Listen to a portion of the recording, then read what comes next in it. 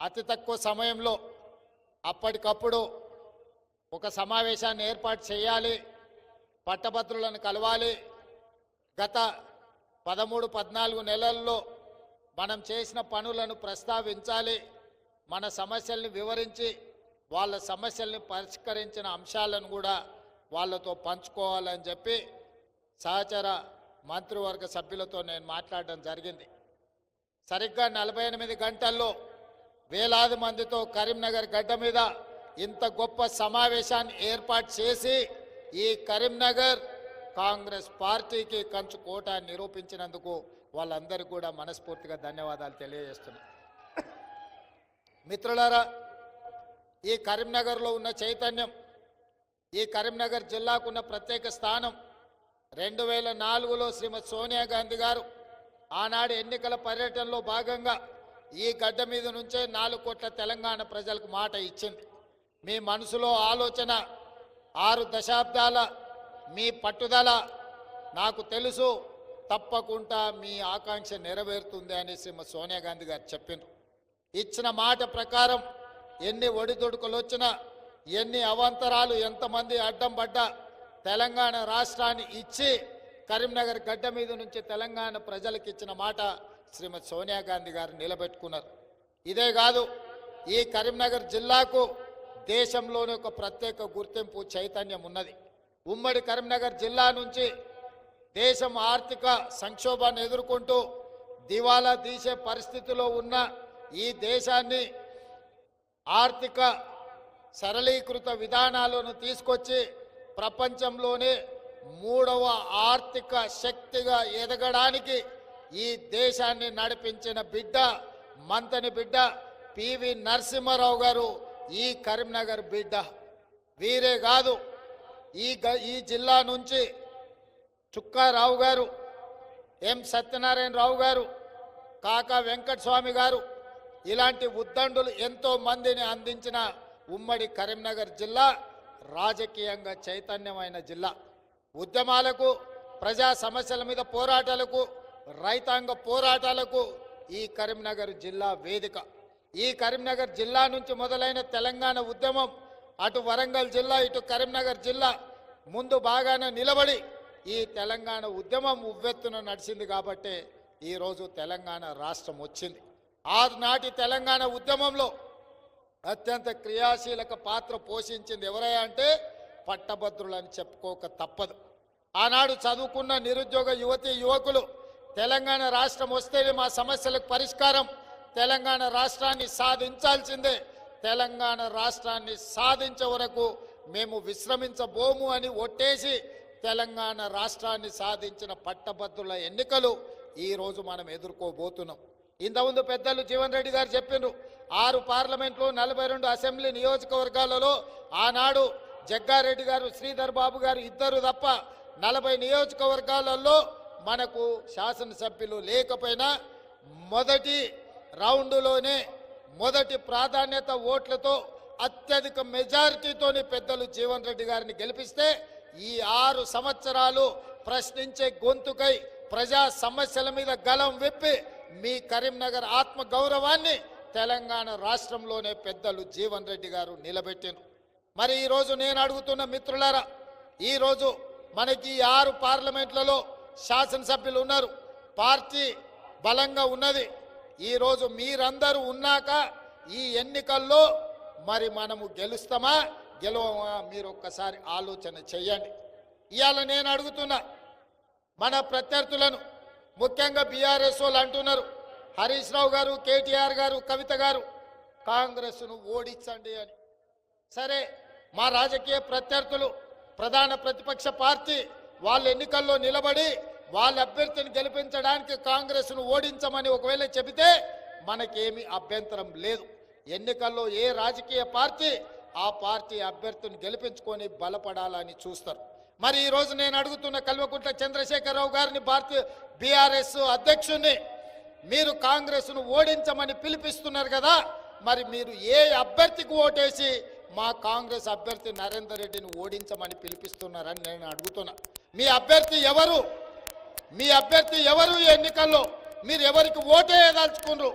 ఇవాళ ఈ ఉమ్మడి 4 జిల్లాలలో మెదక్, నిజామాబాద్, కరీంనగర్, ఆదిలాబాద్ ఈ 4 జిల్లాలలో టిఆర్ఎస్ ముఖ్య నాయకులు 4 ఇక్కడి నుంచే ఉన్నారు.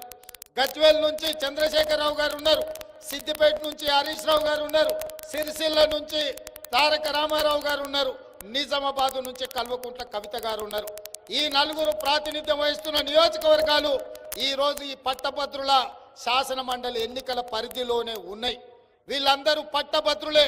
నేను ఇవాళ సూటిగా అడుగుతున్న చంద్రశేఖరరావు గారిని, మీ పార్టీ, మీ అభిమానులు, మీ కుటుంబ సభ్యులు స్వయంగా మీ ఓట్లు మీరు ఎవరికి ఏదలుచుకున్నారు కాంగ్రెస్ను ఓడగొట్టమంటే అని నేను అడుగుతున్నా. ఇవాళ హరీష్ రావు గారు, కేటీఆర్ గారు, కేసీఆర్ గారు, కవిత గారు రాబోయే పట్టభద్రుల ఎమ్మెల్సీ ఎన్నికల్లో మీ ఓట్లు ఎవరికి, మీ మద్దతు ఎవరికి, మీరు ఎవరికి మద్దతు ఇవ్వడానికి, ఎవరిని గెలిపించడానికి ఇవాళ కాంగ్రెస్ పార్టీని ఓడగొట్టమని అడుగుతున్నారని నేను అంటున్నా. 2023 డిసెంబర్లో మీరు అధికారం కోల్పోయిన 2024 మే జూన్లో 8 పార్లమెంట్లలో మీ డిపాజిట్లు పోయినాయి. ఆ 8 పార్లమెంట్లు బీజేపీ వాళ్ళు గెలిచిండ్రు. ఇవాళ ఈ ఎన్నికల్లో మీకు అభ్యర్థి నిలబెట్టడానికి దొరకలేదా? ఈరోజు మీరు అర్థం చేసుకోండి. పట్టభద్రులకు నా విజ్ఞప్తి ఒక్కటే, బీఆర్ఎస్ బీజేపీ చీకటి ఒప్పందంలో భాగంగానే కేసుల నుంచి తప్పించుకోవడానికి, అరెస్టుల నుంచి కాపాడుకోవడానికి బీఆర్ఎస్ నాయకులు ఢిల్లీ ముందు సాగిలబడి తెలంగాణ ఆత్మ గౌరవాన్ని మోడీ కాళ్ళ దగ్గర తాకట్టు పెట్టి ఇవాళ కాంగ్రెస్ పార్టీని ఓడించాలని కంకణం కట్టుకొని తిరుగుతున్నారు. 8 పార్లమెంట్లు బీజేపీ ఎక్కడెక్కడ గెలిచిందో ప్రతి పార్లమెంటులో బీఆర్ఎస్ డిపాజిట్ గల్లంతైంది. నేను అడుగుతున్న కేసీఆర్ను, నీ పార్టీ డిపాజిట్లు గల్లంతయ్యే బలహీనత ఈరోజు తెలంగాణ రాష్ట్రంలో ఉందా? ఒకవేళ అదే నిజమైతే డిపాజిట్లు పోగొట్టుకున్న మీరు ఎమ్మెల్యే ఉప ఎన్నికలు వస్తే ఉప ఎన్నికలలో అన్ని సీట్లు గెలుస్తామని మీరు అంటారు. ఎమ్మెల్యే ఉప ఎన్నికలు ఎప్పుడు వస్తాయో దేవుడెరుగు. ఇవాళ వచ్చిన ఎమ్మెల్సీ ఎన్నికల్లో మీరు పోటీ ఎందుకు నిలబడలేదని నేను చంద్రశేఖరరావు గారిని అడుగుతున్నా. నీ నీతేంది, నీ జాతేంది, నీ మద్దతు ఎవరికని ఈ కరీంనగర్ గడ్డ మీద నుంచి చంద్రశేఖరరావు గారిని నేను ప్రశ్నిస్తున్నా. మిత్రులారా, మీరు ఆలోచన చేయండి. జరుగుతున్న కుట్రను, చీకటి ఒప్పందాన్ని ఇవాళ మీరు అర్థం చేసుకోండి అని చెప్పి నేను మిత్రులకు విజ్ఞప్తి చేస్తున్నా. ప్రజాస్వామిక వాదులను ఆలోచన చెయ్యండి అని చెప్పి నేను ఈరోజు విజ్ఞప్తి చేస్తున్నా. 10 ఏళ్ళు చంద్రశేఖరరావు ముఖ్యమంత్రి ఉన్నాడు, 12 ఏళ్ల నుంచి నరేంద్ర మోడీ గారు ప్రధానమంత్రిగా ఉన్నారు. 10 ఏళ్ళు చంద్రశేఖరరావు చెయ్యలేంది, 12 ఏళ్ళు నరేంద్ర మోడీ ఇవ్వలేంది. ఇవాళ కాంగ్రెస్ పార్టీ ప్రజాపాలన మీ మద్దతుతోనే 10 నెలల్లో పూర్తి చేసింది. నేను అడుగుతున్న ఈ వేదిక మీద నుంచి ముఖ్యంగా టీచర్లను, 20 ఏళ్ళు మీ ప్రమోషన్ రాలే, 10 ఏళ్ళు మీ బదిలీలు జరగలే, 35,000 మంది టీచర్ల బదిలీలు, 22,000 మంది టీచర్ల ప్రమోషన్లు మా ప్రభుత్వం మొదటి సంవత్సరంలోనే ఇచ్చిందా లేదా? ఒకవేళ మేము ఇచ్చింది నిజమైతే మీ గుండెల మీద చెయ్యి పెట్టుకొని మా అభ్యర్థి నరేందర్ రెడ్డిని గెలిపించండి. ఒకవేళ మీ 35,000 మందిని బదిలీ చేయకపోతే, 22,000 మందికి ప్రమోషన్లు ఇవ్వకపోతే మా కాంగ్రెస్కు ఓటు వేయవలసిన అవసరం లేదు అని నేను ఈ వేదిక మీద నుంచే నేను విజ్ఞప్తి చేయదలుచుకున్నా. మిత్రులారా, 10 సంవత్సరాలలో చంద్రశేఖరరావు గారు డిఎస్సి పెట్టకుండా, టెట్ నిర్వహించకుండా, తండాలలో, గూడాలలో, మారుమూల పల్లెల్లో ఉన్న పాఠశాలల్ని, సింగిల్ టీచర్ పాఠశాలల్ని దాదాపుగా 5 నుంచి 6,000 పాఠశాలల్ని మూసేస్తే, మా ప్రభుత్వం వచ్చిన తర్వాత మొదటి సంవత్సరంలోనే టెట్ పరీక్షలు, డిఎస్సి పరీక్షలు నిర్వహించి 11,000 మంది టీచర్ల నియామకాలను ఎల్పి స్టేడియంలో హైదరాబాద్ నడిగడ్డ మీద నియామక పత్రాలు ఇచ్చిన మాట నిజమైతే మీ గుండెల మీద చెయ్యి పెట్టుకొని మీరు కాంగ్రెస్ పార్టీకి మద్దతు ఇవ్వండి. ఒకవేళ 11,000 మంది టీచర్లకు మేము ఉద్యోగాలు ఇవ్వకపోతే మీరు మాకు ఓటు వేయవలసిన అవసరం లేదని మా టీచర్లను నేను ఈరోజు విజ్ఞప్తి చేస్తున్నా. ఇదే కాదు, తెలంగాణ రాష్ట్రంలో ఉన్న ప్రభుత్వ ఉద్యోగస్తులు దాదాపుగా 5 లక్షల మంది పెన్షన్లు, ఉద్యోగాలు వచ్చే వాళ్ళు ఆనాడు 20 తారీఖు వరకు ఎన్నడూ మీకు జీతం వస్తుందో, ఎప్పుడు మీ ఖాతాల పైసలు పడతావో మీకు తెలియని పరిస్థితి. పాల పైసలు, ఇంటికి రాయే పిల్లల చదువుల పైసలు కట్టుకోవడానికి అప్పులు తెచ్చి పక్కింటోళ్ళ ముందల అవమానకరమైన పరిస్థితిలో ప్రభుత్వ ఉద్యోగస్తులు ఉండే. నేను ఇవాళ తెలంగాణ ప్రభుత్వ ఉద్యోగస్తులను నేను అడుగుతున్నా, మీ గుండెల మీద చెయ్యి పెట్టుకొని మీరు ఒక్కసారి ఆలోచన చేయండి. అన్నం తినేటప్పుడు మీ కుటుంబ సభ్యులతో మీరు మాట్లాడండి. మా ప్రభుత్వం వచ్చిన తర్వాత ప్రతి నెల 1వ తారీఖు నాడు మీ పడితే మీరు కాంగ్రెస్ పార్టీకి మద్దతు ఇవ్వండి. ఒకవేళ మీ ఖాతాలలో మేము జీతాలు వేయకపోతే మీరు మాకు ఓటు వేయవలసిన అవసరం లేదు. మీరెవరికో చెప్పాల్సిన పని లేదు. మీరెవరికి జవాబు ఇవ్వాల్సిన అవసరం లేదు. మీ ఆత్మను మీరే ప్రశ్నించుకోండి. మీరు ఆలోచన చెయ్యండి అని నేను ప్రభుత్వ ఉద్యోగస్తులకు, ఈ 4 జిల్లాలో ఉన్న వాళ్ళకి నేను విజ్ఞప్తి చేస్తున్నా. ప్రతి నెల మీ శ్రమ, మీ కష్టం 1వ తారీఖు నాడు మీకు జీత భత్యాలు ఇవ్వాల్సిన బాధ్యత ప్రభుత్వాన్ని. కానీ చంద్రశేఖరరావు 10 సంవత్సరాలు తెలంగాణ రాష్ట్రంలో 20వ తారీఖు వరకు విడతల వారిగా మీకు జీతాలు ఇచ్చి మిమ్మల్ని అడుక్కునే వాళ్ళుగా తయారు చేసింది చంద్రశేఖరరావు కాదా? ఇవాళ మీ ఆత్మగౌరవం నిలబెట్టడానికి మీ జీత భత్యాలు 1వ తారీఖు నాడు, ప్రభుత్వ ఉద్యోగస్తులకు వచ్చే పెన్షన్లు 10వ తారీఖు లోపల ప్రతి నెల క్రమము తప్పకుండా మీ ఖాతాలలో మేము వేస్తున్నాం కదా. మీరు ఆలోచన చేసి విజ్ఞతతోని ఈ పట్టభద్రుల ఎన్నికల్లో మీరు ఓటు వేయండి అని చెప్పి నేను వాళ్ళని అడుగుతున్నా. ఇవాళ నేను అడుగుతున్నా, ఐటీఐలు ఒకనాడు 1956లో పెట్టిన ఐటీఐలు ఈరోజు అక్కడ శిక్షణ తీసుకొని బయటకు వస్తే సర్టిఫికెట్తో బయటకు వస్తుండ్రు. వానికి శిక్షణ లేదు, సమాజంలో వాటికి విలువ లేదు. అక్కడ డీజిల్ మెకానిక్ అని అంబాసిడర్ కారులో రిపేర్ చేపిస్తే బయటకు వస్తే బెంచ్ కారు ఉంది. అంబాసిడర్ కారులో పని నేర్చుకొని వచ్చి బెంచ్ కార్ రిపేర్ ఎట్లకెళ్ళి చేస్తాడు? ఇవాళ ఎలక్ట్రికల్, మెకానికల్, ఫిట్టర్, టర్నర్ ఇట్లాంటి ట్రైనింగ్లు ఐటీఐలో ఉంటే ఆ ఐటీఐలలో ట్రైనింగ్ పొందినోడు సర్టిఫికెట్ తీసుకొని బయటకు వస్తే నాలుకకు గీసుకోవడానికి కూడా ఆ ఐటీఐ సర్టిఫికెట్లు పనిచేస్తలేవు.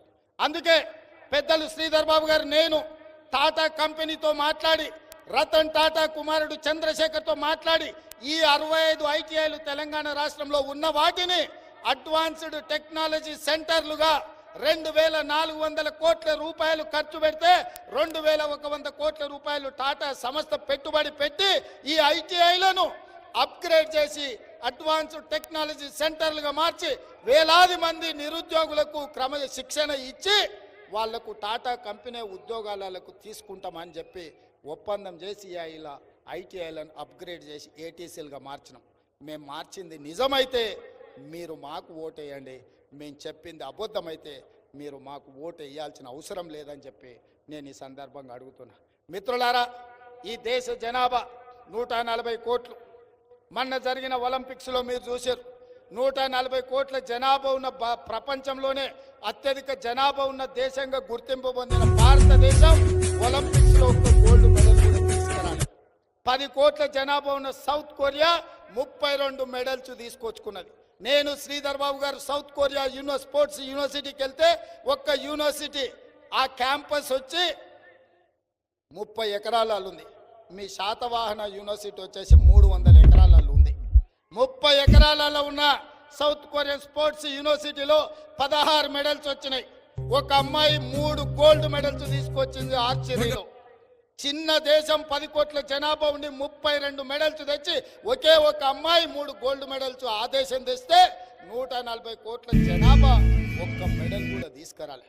అందుకే ఆలోచన చేసి మట్టిలో మాణిక్యాలను వెలికి తీయాలి, సానబట్టాలి, ఈ దేశ గౌరవ ప్రతిష్ట పెంచాలని యంగ్ ఇండియా స్పోర్ట్స్ యూనివర్సిటీని పబ్లిక్ ప్రైవేట్ పార్ట్నర్షిప్ లో పెట్టి ఈ దేశంలో ఉండే క్రీడాకారులను, మారుమూల ప్రాంతాలలో ఉండే మట్టిలో మాణిక్యాలను వెలికి తీసి రాబోయే 2028 ఒలింపిక్స్ లో తెలంగాణ నుంచే గోల్డ్ మెడల్ సాధించడానికి యంగ్ ఇండియా స్పోర్ట్స్ యూనివర్సిటీని తెలంగాణ రాష్ట్రం తీసుకొచ్చింది. ఇదే కాదు, ఇవాళ ఇంజనీరింగ్ చదువుకున్న వాళ్ళని చూస్తున్నాం. సంవత్సరానికి 1,10,000 మంది ఇంజనీరింగ్ సర్టిఫికెట్లు తీసుకొని బయటకు వస్తే వాళ్ళకు పని ఏదన్నా చెబుదామంటే ఇండ్ల దగ్గర పనిచేస్తే మేస్త్రికి ఉన్న అవగాహన కూడా ఇంజనీరింగ్ గ్రాడ్యుయేట్లకు లేదు. ఇది చెప్పడానికి బాధగా ఉంది, కొందరికి వినడానికి కష్టంగా ఉండొచ్చు. ఇది నిజమా కాదా మీకు అందరికీ తెలుసు. ఇవాళ మనం ఇంజనీరింగ్ స్టూడెంట్స్ ప్రతి సంవత్సరం 1,10,000 మంది ఇంజనీరింగ్ పట్టా సర్టిఫికెట్లు తీసుకొని వస్తున్నారు. ఎంతమందికి నాణ్యమైన సాంకేతిక నైపుణ్యం ఉన్నదో మీరు ఆలోచన చేయండి. ఇవాళ లేకపోవడం వల్ల మనం ప్రపంచంతో పోటీ పడలేకపోతున్నాం. ఇంజనీరింగ్ చదువుకొని చిన్న చిన్న పనులు చేయలేకపోతున్నారు. చదువుకు చేసే ఉద్యోగానికి పొంతన లేక ఎంతో మానసిక ఆవేదన చెందుతున్నారు. వాళ్ళ బాధ చూసి తల్లిదండ్రులు కుంగిపోతున్నారు. అందుకే ఈరోజు వాళ్ళకు శిక్షణ ఇవ్వాలి, సాంకేతిక నైపుణ్యం పెంచాలి, ప్రపంచ దేశాలతో పోటీ పడాలి అని యంగ్ ఇండియా స్కిల్స్ యూనివర్సిటీని భారతదేశంలోనే మొట్టమొదటిసారి పోటీ పడే విధంగా ప్రపంచంతో ఈరోజు యంగ్ ఇండియా స్కిల్స్ యూనివర్సిటీని తెలంగాణ రాష్ట్ర ప్రభుత్వం ప్రారంభించింది. యంగ్ ఇండియా స్కిల్స్ యూనివర్సిటీకి ఈరోజు చైర్పర్సన్ గా ఆనంద్ మహేంద్ర కార్ల కంపెనీ ఓనర్, ఇవాళ మన యూనివర్సిటీకి chairman. Group of companies, Reddy labs, Aurobindo లాంటి, అపోలో లాంటి హాస్పిటల్కి సంబంధించిన పెద్ద పెద్ద కార్పొరేట్ కంపెనీల డైరెక్టర్లను తీసుకొచ్చి ఈ బోర్డులో పెట్టి శిక్షణ వాళ్ళే ఇవ్వాలి, సిలబస్ వాళ్ళే ఇవ్వాలి, ఉద్యోగాలు వాళ్ళే ఇవ్వాలని 60 ఎకరాల యంగ్ ఇండియా స్పోర్ట్స్ యూనివర్సిటీని 600 కోట్ల రూపాయల కార్పస్ ఫండ్ జమ చేసి మేనేజ్మెంట్ మొత్తం వాళ్ళకి అప్పచెప్పి ఇవాళ తెలంగాణలో ఉండే లక్షలాది నిరుద్యోగ పట్టభద్రులకు శిక్షణ ఇచ్చి ప్రపంచ దేశాలతో పోటీ పడే విధంగా ఈరోజు మనం నిర్ణయం తీసుకున్నాం. మిత్రులారా, ఇదొక రెవల్యూషన్, ఇదొక విప్లవం. ఇలాంటి మార్పులు తెస్తున్న సందర్భంలో ఈరోజు మనకు ఓట్లు వేయొద్దు అంటున్నారు. నేను అడుగుతున్నా, స్పోర్ట్స్ యూనివర్సిటీ కానీ స్కిల్స్ యూనివర్సిటీ కానీ చేసింది నిజమైతే పట్టభద్రులు మాకు ఓటేయండి. నేను చెప్పింది అబద్ధమైతే మీరు ఎవరికి ఓటేసుకున్నా నాకు అభ్యంతరం లేదు.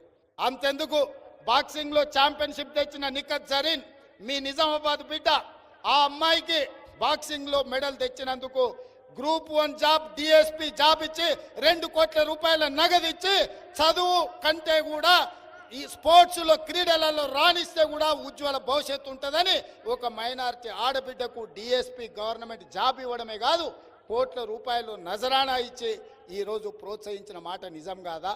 సిరాజ్ అని క్రికెట్లో వరల్డ్ కప్ సాధించడంలో, హైదరాబాద్కు సంబంధించిన యువకుడు వరల్డ్ క్రికెట్ కప్ సాధించడంలో క్రియాశీలక పాత్ర పోషించాడు. అతను చదువుకున్నది ఇంటర్మీడియటే, అతనికి గ్రూప్ 1 జాబ్కి అర్హత లేదు. కానీ మన ప్రభుత్వం క్యాబినెట్లో పెట్టి ఎడ్యుకేషన్ ఎగ్జామ్షన్ ఇచ్చి గ్రూప్ 1 జాబ్ డిఎస్పీ జాబ్ సిరాజ్కి ఇచ్చి ఈరోజు క్రికెటర్ని ప్రోత్సహించి క్రీడలలో రాణించిన వాళ్లకు పట్టం గడుతుంది ప్రభుత్వం అని ఈరోజు సిరాజ్కు డిఎస్పీ జాబ్ ఇచ్చినాం. ఇది నిజం కాకపోతే కాంగ్రెస్కు ఓటు వేయకండి.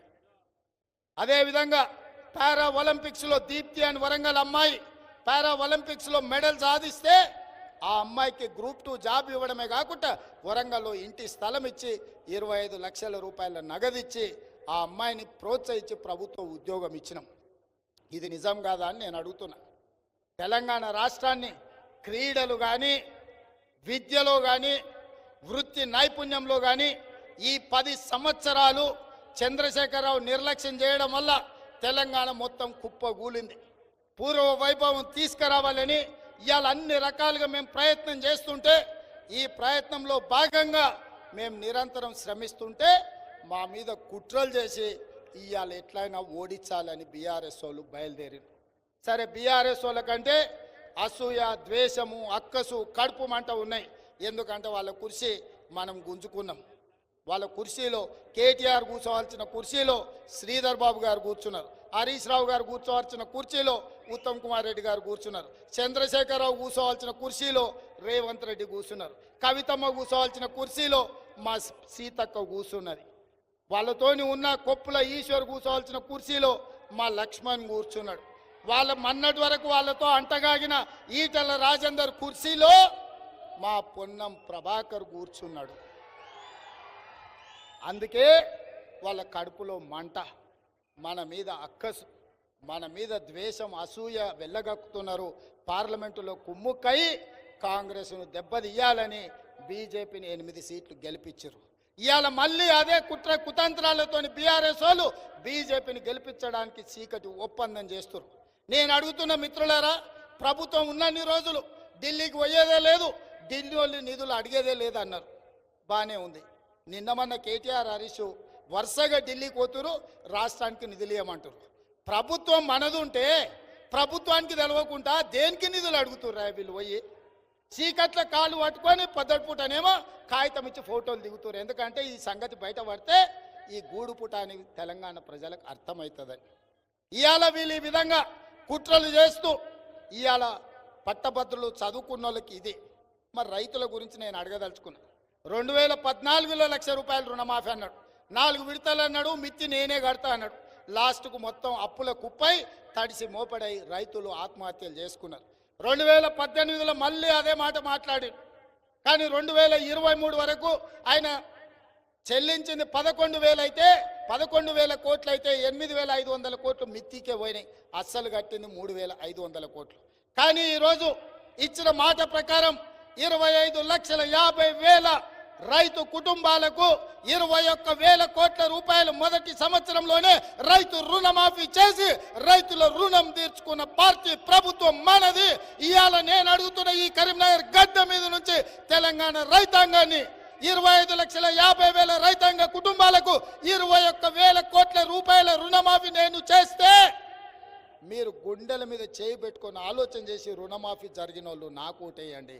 ఒకవేళ మీకు రుణమాఫీ జరగకపోతే మీరు చంద్రశేఖరరావు మాటలు నమ్మండి, వినండి అని నేను విజ్ఞప్తి చేస్తున్నా.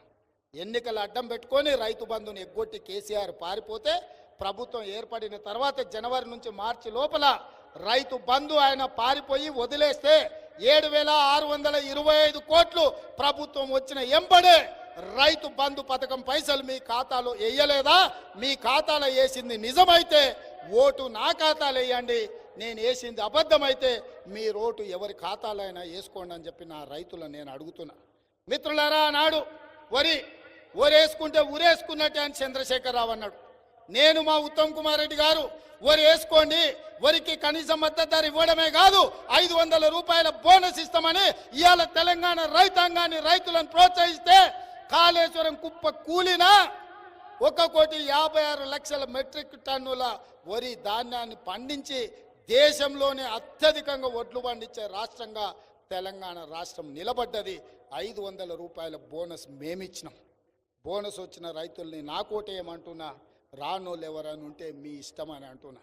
ఇదే కాదు, ఆనాడు కల్లాలల్లా రైస్ మిల్లులల్లా రైతు ధాన్యం తీసుకపోతే తాలి పేరు మీద, తౌడు పేరు మీద, తాలి పేరు మీద, తడి పేరు మీద తుట్టి 10 కిలోలు తీసేది. మన ప్రభుత్వం వచ్చినాక 1 కిలో అయినా తీస్తున్నా, మీరు ఆలోచన చేయండి. ఆనాడు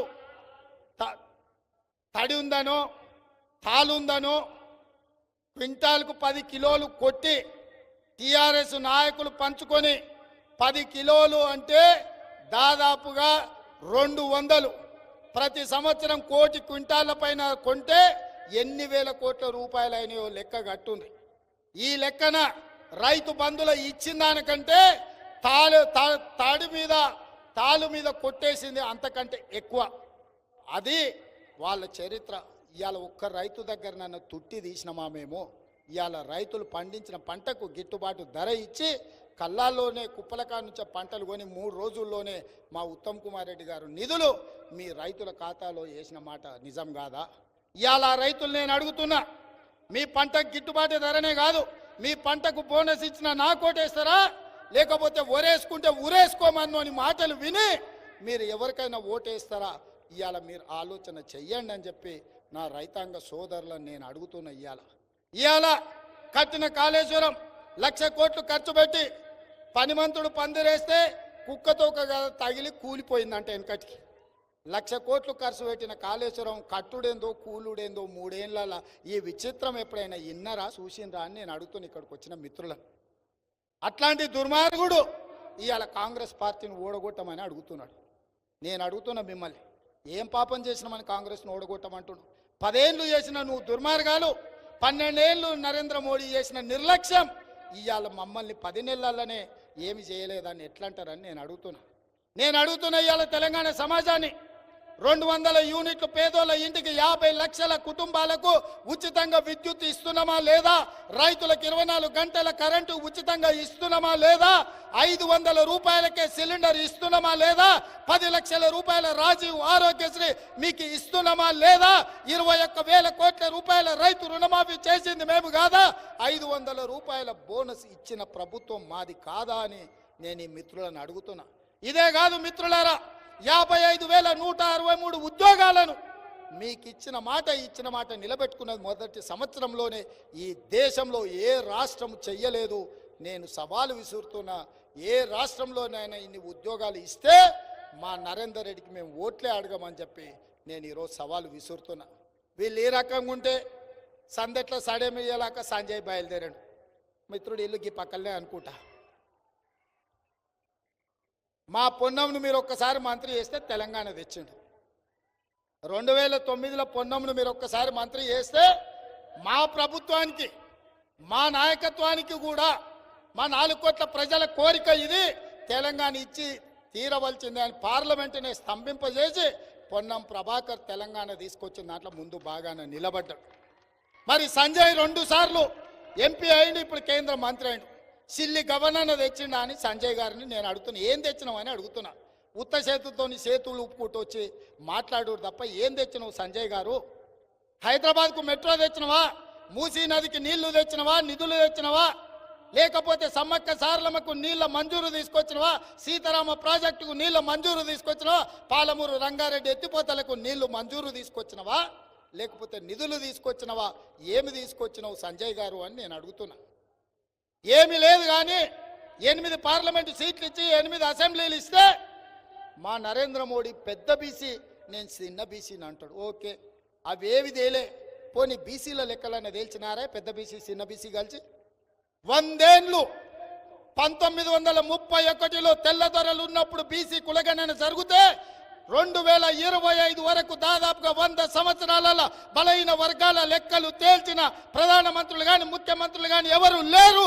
మీ సోదరుడు రేవంత్ రెడ్డి మొదటి సంవత్సరంలోనే, మీ సోదరుడు రేవంత్ రెడ్డి మొదటి సంవత్సరంలోనే దేశంలో ఏ ముఖ్యమంత్రి ఏ ప్రధానమంత్రి చేయని సాహసం చేసి బలహీన వర్గాల లెక్క తేల్చి 56.33% బీసీల లెక్కలు ఉన్నారని నేను చెప్తే ఇవాళ బండి సంజయ్ గారు నన్ను ఓడగొట్టమంటుండు. ఎందుకు ఓడగొట్టాలనే? ఈ దేశంలో ఎప్పుడు జరగని బీసీల లెక్కలు తేల్చినందుకు ఓడగొట్టాలనా? బీసీ లెక్కలు ఎందుకు తేల్చినా? నేను నా నాయకుడు రాహుల్ గాంధీ గారు చెప్పిండు, లెక్క తేల్చాల్సిందే అన్నాడు. ఆయన మాట విని నేను, మా మిత్రుడు బట్టి విక్రమార్క గారు, ఉత్తమ్ కుమార్ రెడ్డి గారు, మహేష్ గౌడ్ గారు, పొన్నం ప్రభాకర్ గారు పక్కాగా లెక్క తేల్చి బీసీలు 56.33% ఉందని మేము సవాలు విసిరినాం నరేంద్ర మోడీకి. ఇప్పుడు జనగణన నువ్వు చేస్తా అంటున్నావు కదా, జనగణనలో కులగణన చెయ్యి, నా లెక్క తప్పని తేల్చు. మేమందరం ముక్కు నేలకు రాయడానికి సిద్ధంగా ఉన్నాం. లేని లెక్కలు, కాకి లెక్కలు చూపించి చంద్రశేఖరరావు చెప్పిన లెక్కలను నమ్మి కిషన్ రెడ్డి, బండి సంజయ్ ఇవి వద్దు అంటున్నాడు. ఎందుకు వద్దంటురా అంటే వాళ్ళ పెద్ద బీసీ మోడీ ఈ కుల లెక్కలు వద్దంటున్నాడు కాబట్టి కిషన్ రెడ్డి, బండి సంజయ్ వద్దంటారు. మా నాయకుడు రాహుల్ గాంధీ లెక్కలు చేయమన్నాడు కాబట్టి నేను, మా మహేష్ గౌడ్ లెక్కలు చేసినాం. గింతే తేడా. ఇవాళ ఎస్సీల లెక్క తేల్చినాం, బీసీల లెక్క తేల్చినాం, ఓసీల లెక్క తేల్చినాం, ఎస్టీల లెక్క తేల్చినాం, మైనారిటీల లెక్క తేల్చినాం. ఇక మైనారిటీల కాడికి వద్దాం. బండి సంజయ్ అంటుండు మైనారిటీలను తీసుకొచ్చి బీసీలలో కలిపాడు, అందుకే మేము ఈ లెక్క ఒప్పుకోమని. మిత్రుడు బండి సంజయ్కి నేను ఒక విజ్ఞప్తి చేయదలుచుకున్నాను. ఆయన కేంద్ర మంత్రి.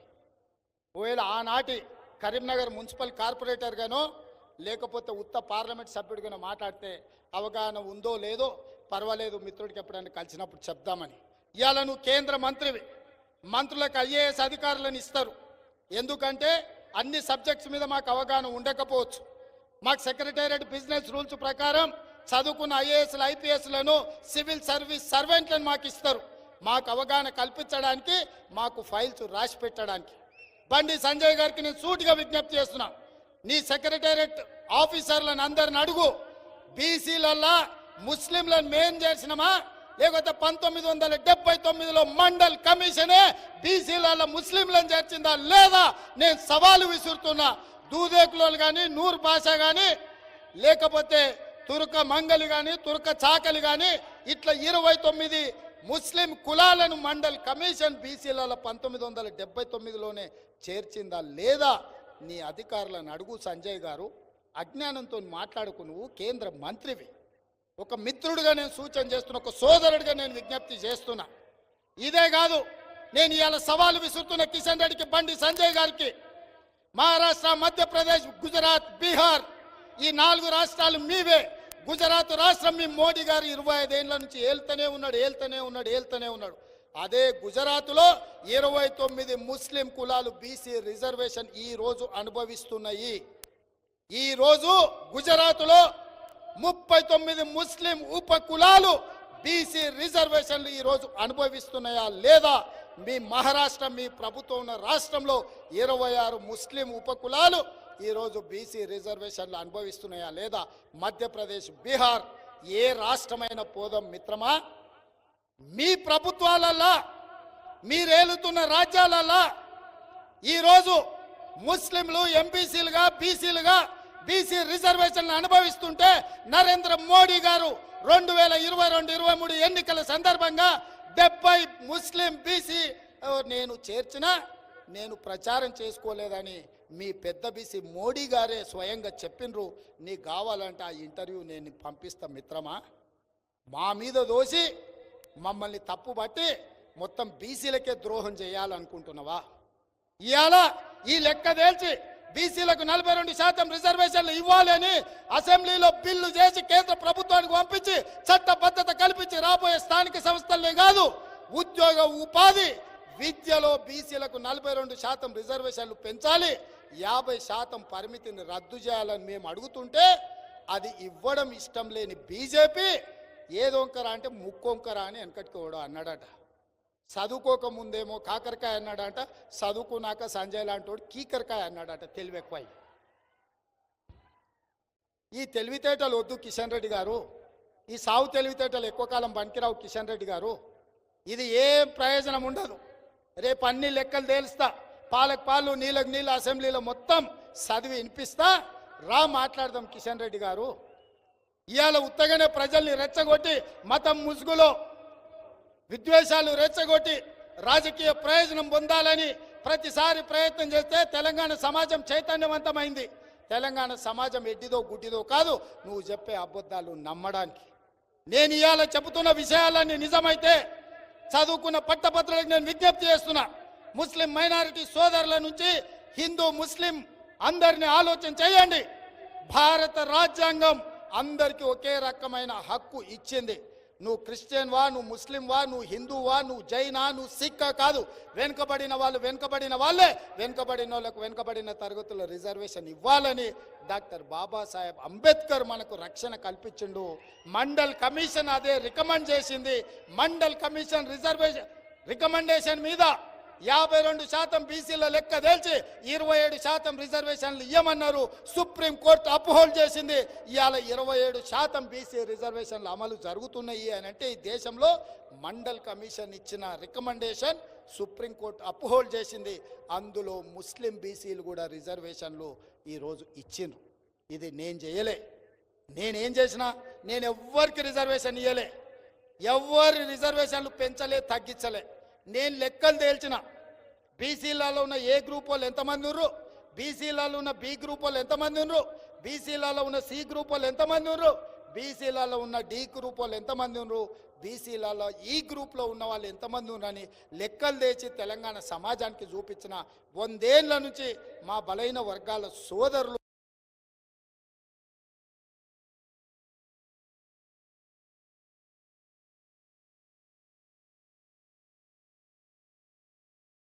గుంజుకోలే. ఓ బీసీ అధ్యక్ష పదవి కిషన్ రెడ్డి గుంజుకున్నాడా? ఇవాళ కిషన్ రెడ్డి సికింద్రాబాద్లో ఎంపీడు. ఎవరి సీటే? బండారు దత్తాత్రేయ. ఆయన బీసీ కాదా? ఆ బీసీ సీటు ఆ బీసీ కేంద్ర మంత్రి గుంజుకున్నది కిషన్ రెడ్డి కాదా? ఒక బీసీ అధ్యక్షుడు ఉంటే ఓర్వలేక బండి సంజయ్ని దింపి కిషన్ రెడ్డి ఎక్కిండు. ఒక బీసీ బండారు దత్తాత్రేయ ఎంపీగా కేంద్ర మంత్రిగా ఉంటే ఆ బీసీని దించి కిషన్ రెడ్డి కూర్చెక్కిండు. కానీ మీ సోదరుడు రేవంత్ అన్న పిసిసి అధ్యక్షుడు ఉంటే దిగి ఎవరికి ఇచ్చిండే? మహేష్ గౌడ్కి ఇచ్చాడు. నేనా నువ్వు ఆ బీసీల పక్షపాతి అని నేను అడుగుతున్నా. నా కుర్చీ నా తర్వాత ఒక బలైన వర్గాలకు మహేష్ గౌడ్ మిత్రుడికి కాంగ్రెస్ పార్టీ కార్యకర్తని ఈరోజు అధ్యక్షుడిని చేసినాం. క్రమశిక్షణ కలిగిన బండి సంజయ్ను బండారు దత్తాత్రేయను ఇద్దరిని మంటలు కలిపి గంగలో దోసి కిషన్ రెడ్డి ఆ 2 కుర్చీలు గుంజుకున్నాడు. కిషన్ రెడ్డి కూడా బీసీల గురించి మాట్లాడతాడు. ఇది ఆయనకు రేవంత్ రెడ్డికి ఉన్న తేడా. ఎందుకంటే మా నాయకుడు రాహుల్ గాంధీ బలహీన వర్గాలకు న్యాయం చేయాలనుకుంటుండు, వాళ్ళ నాయకుడు నరేంద్ర మోడీ గారు బీసీలకు అన్యాయం చేయాలనుకుంటుండు. కాబట్టి కింద ఈ వ్యవస్థలు ఇట్లా పనిచేస్తున్నాయి. ఇక వీళ్ళని పక్కన పెడితే మా దళిత సోదరులు, మాదిగ ఉపకులాలు ఈ వేదిక మీద శాసనసభ్యులు ఉన్నారు. లక్ష్మణ్ ఉండొచ్చు, కవంపల్లి ఉండొచ్చు, చాలామంది శాసనసభ్యులు ఉన్నారు. 30 ఏళ్ళ నుంచి వాళ్ళ పిల్లలు వాళ్ళు ఆ జాతి కోసం, సంఘం కోసం లక్షలాది మంది వీధుల్లోకి వచ్చారు, పోరాటాలు చేసినారు, కేసులు కట్టుకున్నారు, ప్రాణాలు కోల్పోయినారు. 30 ఏళ్ళలో ఎవరు చేయలే. వర్గీకరణ అంటేనే ఆమెడ దూరం పోయేది. మా సోదరుడు కృష్ణమాదిగ మొదలుపెట్టిన ఉద్యమం జాతీయ స్థాయిని ఆకర్షించింది. నరేంద్ర మోడీ కృష్ణమాదిగని కౌగిలించుకున్నాడు, ముద్దు పెట్టుకున్నాడు, కానీ వర్గీకరణ మాత్రం చెయ్యలే. నరేంద్ర మోడీ విషకౌగిల్లో కృష్ణమాదిగ కరిగిపోయింది, కానీ పార్లమెంటులో సుప్రీంకోర్టు ఆదేశాలు ఇచ్చిన మాదిగ ఉపకులాల వర్గీకరణ కోసం పార్లమెంటులో బిల్లు పెట్టలే, నరేంద్ర మోడీ చట్టం చెయ్యలే.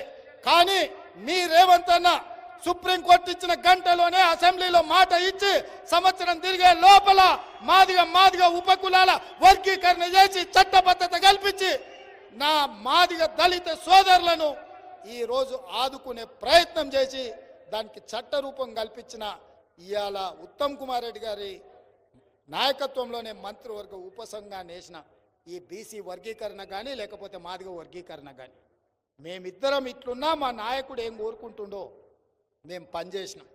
మరి నేను ఇవాళ అడుగుతున్నా మా బలహీన వర్గాలను, మా దళిత సోదరులను, ఒకరిది 100 సంవత్సరాల పోరాటం, ఇంకొకరిది 30 సంవత్సరాల ఆరాటం. మీ ఆకాంక్షల్ని మొదటి సంవత్సరంలోనే తీర్చిన కాంగ్రెస్ పార్టీ రేవంత్ రెడ్డికి అండగా నిలబడతారా? 10 ఏళ్ళు కేసీఆర్, 12 ఏళ్ళు నరేంద్ర మోడీ మీకు ద్రోహం చేసిన వాళ్ళకి అండగా నిలబడతారా? మీరు ఒక్కసారి ఆలోచన చేసి నిర్ణయం తీసుకోండి మిత్రులారా. ఇవాళ ఈ శాసన మండలి ఓడిపోతే ప్రభుత్వానికి వచ్చే ప్రమాదం ఏం లేదు. ఎమ్మెల్యేల లెక్క కాదు, ఎమ్మెల్యేల లెక్క మీదనే ప్రభుత్వం ఉంది, ఎమ్మెల్యేలు బలంగా ఉన్నారు. కానీ రేవంత్ రెడ్డిని ఏదో రకంగా దెబ్బతీయాలి, బలహీనం చేయాలి, ఈ ప్రభుత్వం మీద దుమ్మెత్తి పొయ్యాలి, ఈ ప్రభుత్వానికి మరక అంటించాలి. శాసన మండలి ఎన్నికల్లో నరేందర్ను ఓడిస్తే ఈ ప్రభుత్వం మీద బురద పోసినట్టు అవుతుందని చెప్పి బీఆర్ఎస్ బీజేపీ వాళ్ళు చీకట్ల కౌగిలించుకొని ఈరోజు కలిసికట్టుగా ఫెవికాల్ బంధంతో మన మీద దాడి చేస్తున్నారు. మిత్రులారా, చిన్న అంశాలను దృష్టిలో పెట్టుకొని ఏముందిలే ఎమ్మెల్సీ ఎన్నికల్లో గెలిస్తేంది ఓడితేందని మీరు అనుకుంటే రేపు ఈ ఓటమిని ఏ విధంగా చూపిస్తారంటే ఎస్సీ వర్గీకరణ చేసినందుకు ఎమ్మెల్సీ ఓడిపోయాడు, బీసీ కులగణన చేసినందుకు ఈ ఎమ్మెల్సీ ఓడిపోయాడు, 55,000 ఉద్యోగాలు ఇచ్చినందుకు ఈ ఎమ్మెల్సీ ఓడిపోయాడు, టీచర్లను బదిలీ చేసినందుకు ఈ ఎమ్మెల్సీ ఓడిపోయాడు, మొదటి తారీఖు నాడు మీ జీత భత్యాలు ఇచ్చినందుకు మీరు ఎమ్మెల్సీ ఓడిపోయినరని అంటే 21,000 కోట్ల రూపాయల రైతు రుణమాఫీ చేసినందుకు ఈ ఎమ్మెల్సీ ఓడిపోయిందంటే ఇది ప్రజలకు నష్టమా కాదా? మీరు ఆలోచన చెయ్యండి అని చెప్పి నేను మిత్రులందరినీ నేను అడుగుతున్నా. అందుకే మిత్రులారా, దొంగ దెబ్బ తీయాలని సీకట్లో ఒప్పందాలు చేసుకొని ఈరోజు ఊరు మీదకి బయలుదేరింది. నేను కిషన్ రెడ్డిని అడుగుతున్నా, నువ్వు మెట్రో రైలుని ఎందుకు అడ్డుకుంటున్నావు? కేంద్రంలో నేను కూడా 2019 నుంచి 24 వరకు ఎంపీగా ఉన్నా. పెద్దలు ఉత్తమ్ కుమార్ రెడ్డి గారు, కోమటిరెడ్డి గారు కూడా ఉన్నారు. ఇవాళ అన్ని పక్కడబందీగా తీసుకొని ఆనాడు ఢిల్లీ తర్వాత కాంగ్రెస్ పార్టీ తెచ్చిన మెట్రోనే దేశంలో 2వ పెద్ద మెట్రో ఉండే, ఇవాళ 9వ స్థానానికి పడిపోయింది. 10 ఏళ్ళు కేసీఆర్ విస్తరించలే. ఇప్పుడు 100 కిలోమీటర్లు కొత్త మెట్రో వేసి హైదరాబాద్ నగరాన్ని విశ్వ నగరంగా చేయాలని నేను ప్రయత్నం చేస్తుండే కేంద్ర మంత్రివర్గ ఆమోదం చేయకుండా కేంద్ర మంత్రుల మీద ఒత్తిడి తెచ్చి మెట్రోను తిరస్కరించే విధంగా పక్కన పెట్టే విధంగా కిషన్ రెడ్డి గారు కుట్ర చేస్తారు. ఇవాళ గుజరాత్లో సబర్మతి రివర్ని ప్రక్షాళన చేసుకున్నారు, ఉత్తరప్రదేశ్లో గంగా నదిని వారణాసిలో ప్రక్షాళన చేసుకున్నారు. మన ఢిల్లీ ఎన్నికల్లో యమునా నదిని ప్రక్షాళన చేస్తామని బీజేపీ ఢిల్లీలో అధికారంలోకి వచ్చింది. నేను అడుగుతున్న కిషన్ రెడ్డిని, గుజరాత్లో సబర్మతి నదిని ప్రక్షాళించవచ్చు, ఉత్తరప్రదేశ్లో గంగా నదిని ప్రక్షాళన చేయొచ్చు, ఢిల్లీలో యమునా నదిని ప్రక్షాళన చేయొచ్చు, కానీ మా విశ్వనగరమైన హైదరాబాద్లో మూసీ నదిని మేము ప్రక్షాళన చేసుకుంటామంటే కేంద్ర ప్రభుత్వం ఎందుకు అడ్డం పడుతుంది? కేంద్ర ప్రభుత్వం నుంచి నువ్వు ఎందుకు అనుమతి తెస్తలేవు? ఎందుకు నిధులు తెస్తలేవు? ఇది నీ కుట్ర, నువ్వు విషం చిమ్ముతలేవా హైదరాబాదు నగరం మీద అని నేను అడుగుతున్న కిషన్ రెడ్డి. ఇవాళ రీజనల్ రింగ్ రోడ్ పూర్తిగా రింగ్ రోడ్ అంటేనే రౌండ్గా ఉంటే రింగ్ అవుద్ది, సగం ఉంటే కాదు. ఇవాళ కేంద్ర ప్రభుత్వం మోడీని మేము కలిసి అడిగితే ఇస్తా అంటే మా వెనకాలనే పోయి మోడీ దగ్గర అడ్డం పడి నువ్వు రీజనల్ రింగ్ రోడ్ ఇస్తే రేవంత్ రెడ్డికి కాంగ్రెస్ పార్టీకి పేరు వస్తుంది, ఎట్టి పరిస్థితుల్లో నువ్వు ఆపమని మోడీని కలిసి కుట్ర చేసి ఇవాళ రీజనల్ రింగ్ రోడ్డు రాకుండా అడ్డుకున్న దుర్మార్గుడివి నువ్వు కాదా కిషన్ రెడ్డి అని నేను అడుగుతున్నా. ఆయనలో డాక్టర్ వైఎస్ రాజశేఖర రెడ్డి గారు ఔటర్ రింగ్ రోడ్డు, అంతర్జాతీయ ఎయిర్పోర్టు, ఐటీ కంపెనీలు, ఫార్మా కంపెనీలు తెచ్చినందుకే కదా ప్రపంచంతో పోటీ పడే నగరంగా హైదరాబాదు నగరం అభివృద్ధి చెందింది. ఇవాళ రీజనల్ రింగ్ రోడ్ వస్తే ప్రపంచంతోనే పోటీ పడే విధంగా న్యూయార్క్, టోక్యో ఇట్లాంటి నగరాలతో పోటీ పడే విధంగా మన నగరాన్ని అభివృద్ధి చేయాలని మేం చేస్తుంటే నువ్వు శకునిలాగా తయారయ్యి రీజనల్ రింగ్ రోడ్డుని అడ్డుకుంటున్నది నువ్వు కాదా కిషన్ రెడ్డి? ఇది నీకు మంచిదా అని నేను అడుగుతున్నా. ఏం తెచ్చినావు నువ్వు? మీ నరేంద్ర మోడీ నిరుద్యోగులకు మాటిచ్చిండు, ప్రతి సంవత్సరం 2 కోట్ల ఉద్యోగాలు ఇస్తాను. 12 ఏళ్ళు అయింది, 24 కోట్ల ఉద్యోగాలు ఇవ్వాలి. తెలంగాణకి 24 కోట్లు వస్తే 1 కోటి ఉద్యోగాలన్నీ వస్తుండే. ఏమిచ్చిండా నరేంద్ర మోడీ ఉద్యోగాలు? ఏమన్నా ఇచ్చిండా? ఎవరికైనా నరేంద్ర మోడీ ఉన్నోళ్ళకి ఉద్యోగం ఇచ్చిండా? కానీ ఇద్దరికి ఇచ్చిండు. ఎవరికా? కిషన్ రెడ్డికి, బండి సంజయ్కి. ఇంకా వీళ్ళిద్దరికి ఇస్తే అయిపోయిందా తెలంగాణ నిరుద్యోగ సమస్య తీరిపోయినట్టేనా? నరేంద్ర మోడీ 2 ఉద్యోగాలు ఇస్తే నేను 55,163 ఉద్యోగాలు మొదటి సంవత్సరంలోనే తెలంగాణ రాష్ట్రంలో ఇచ్చిన ప్రభుత్వం నాది, మాది. నాకు నీకు పోలికేంది బండి సంజయ్, కిషన్ రెడ్డి అని నేను అడుగుతున్నా. మీకు ఓట్లు అడిగే అర్హత ఎక్కడిది, హక్కెక్కడిది అని నేను అడుగుతున్నా. 8 ఎమ్మెల్యేలు 8 ఎంపీలు ఇస్తే సిల్లి గవర్నర్ తెచ్చినవా? ఆయన అంటుండు లక్షల కోట్లు ఇచ్చినామని. లక్షల కోట్ల నేను లెక్క చెప్పదలుచుకున్నా బండి సంజయ్ గారికి, కిషన్ రెడ్డి గారికి. ప్రతి రూపాయి కేంద్ర ప్రభుత్వానికి ఇన్కమ్ ట్యాక్స్ అనుకోండి, సిజిఎస్టీ అనుకోండి, పన్నుల రూపంలో కేంద్రానికి మనం 1 రూపాయి చెల్లిస్తే కేంద్రం తిరిగి 42 పైసలు మనకిస్తుంది. అదే బీహార్ 1 రూపాయి చెల్లిస్తే 7 రూపాయల 6 పైసలు బీహార్కి ఇస్తారు. ఉత్తరప్రదేశ్ 1 రూపాయి చెల్లిస్తే 3.5 రూపాయలు ఉత్తరప్రదేశ్కి ఇస్తారు. నేను అడుగుతున్న కిషన్ రెడ్డిని కేంద్ర మంత్రిగా, 1 రూపాయి బీహార్ చెల్లిస్తే 7 రూపాయలు ఇస్తున్నావు, 1 రూపాయి ఉత్తరప్రదేశ్ ఇస్తే 3.5 రూపాయలు ఇస్తున్నావు, 1 రూపాయి మేము పన్ను చెల్లిస్తే 42 పైసలే మా తెలంగాణకి ఎందుకు వస్తున్నాయి? మా సొమ్ము మీరు దొంగిలించిండ్రా, మీ సొమ్ము మాకిచ్చిండ్రా?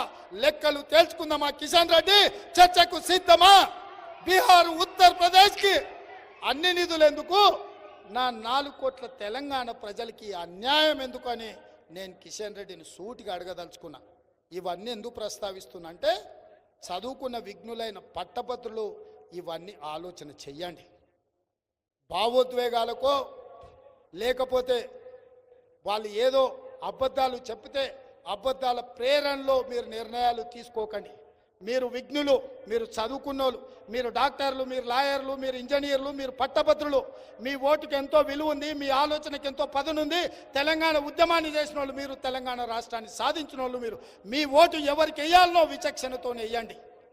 ఈరోజు ఆలోచన చేయండి. మీ సమస్యలు పరిష్కరించడానికి జీవన్ రెడ్డి గారికి ఓటేస్తే మీకోసం జీవితాన్నే ఇచ్చిండు. ఇవాళ నరేందర్కు ఓటేయండి.